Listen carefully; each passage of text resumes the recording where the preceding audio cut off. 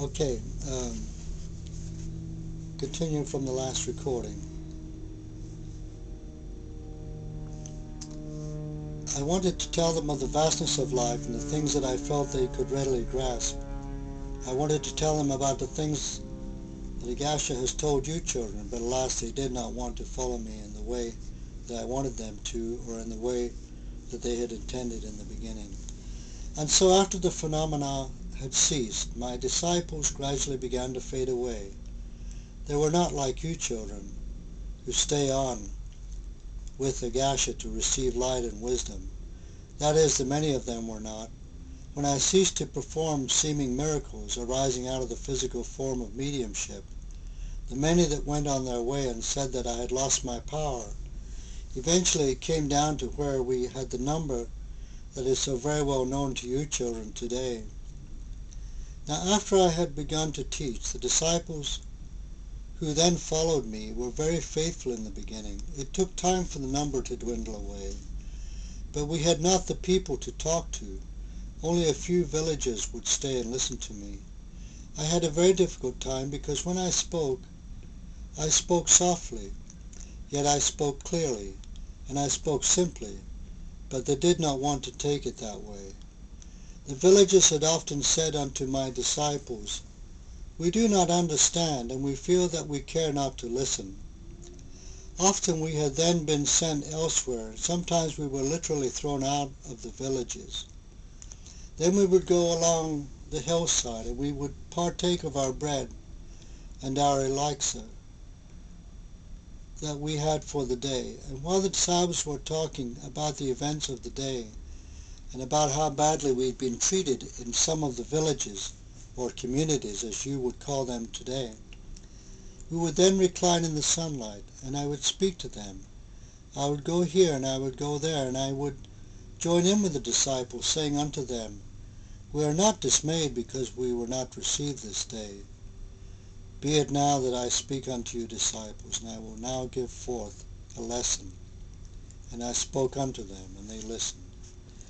I told them stories of the other world, and sometimes I would tell them about the experience that I had just the night before, or on one occasion I went on to tell them of an experience that I dearly loved, the story of my being with the Masters. I had that experience, by the way, if you remember. And then I went on to tell them other stories that for the occasion were quite appropriate.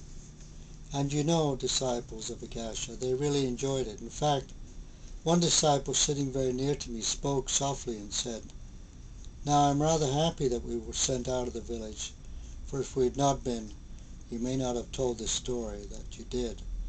And I answered saying, "Yes, it is not that we were dismayed that day." I think I played a recording of this part not too long ago, where Jesus speaks in his own voice, through the medium, of course, Richard Zenner. I spoke then in the language of the time, but it means the equivalent as I speak unto you now.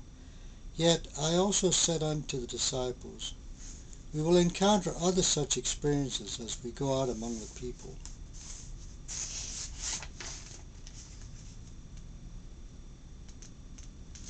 And one of the disciples spoke up and said very roughly, like, "It would not be so if you would perform your miracles again." And I said unto him, "Yes, perhaps there is some truth in what you say, but in reality there is no such thing as a miracle. Even if I were to do what you ask, you also can do the same, and there shall be greater things performed. It is not that we are the only ones who can perform. That which I do is from the power within me, and it is created by the Spirit because it comes from my Father's house." Then I went on to explain what was meant by the Father's house and the many mansions, and I went on to tell of the life that is supreme. I was proud of the disciples in the earlier days of my career.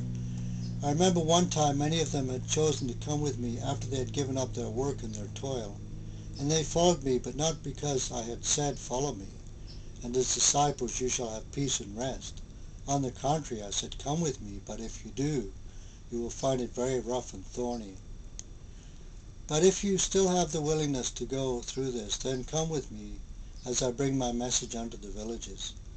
Yes, I was proud of the many disciples in the beginning, but I knew I was dealing with mortal, and I also realized that I would be deceived and that many would fall by the way as I went on my way to bring forth the message. But I also had my pleasant days. Certainly all the days were not rough. Sometimes I was well received, especially after I had brought forth the healing, and after they had learned of the power that was at hand to be healed. Yes, there was a time when I went forth from village to village doing my healing. This was so recognized after they had seen with their own eyes that I was healing, that I was an instrument to heal. Then they told their people and their people's people and their children, and many came onto the side of the hill, and I told them stories, and then I healed. I also brought forth light unto those who were assembled when I said, "It is not I who do the healing, but it is the I within me, the God Self, working in relationship with the wonderful teachers who had arisen so long ago, that does the healing. They now descend and they help to heal, to bring forth light unto the people." But I also said unto the people as I brought forth the healing power, "If it is a cross, my children, then you have to bear, and fear not. It may be very heavy, and you may be very heavy laden, indeed, but remember that in time it shall be lighter." I helped in many ways, but there were many who could not be helped, only because they had karma to pay. But many were healed because they were right with themselves, and because they had finished their karma. Then there were those who were too ill to be carried to the location. Those that were well enough would come to the village where I was demonstrating healing, but there were others who could not come. So they sent garments unto me. Not that I had requested it, no, not in the beginning, but later I realized why they were sent to me, and it proved to be a very wonderful thing. I found that I could make contact in that way, and that I could have a personal contact through a garment. So when they sent cloth unto me that had been worn by the afflicted one, I took the cloth within my hand, and I saw the person who needed the healing in a state of perfection. Thus, through just that one contact, I was able to give them absent treatments, and they were healed. I was told by my teacher that I could heal, and a few times I think I did have some success, but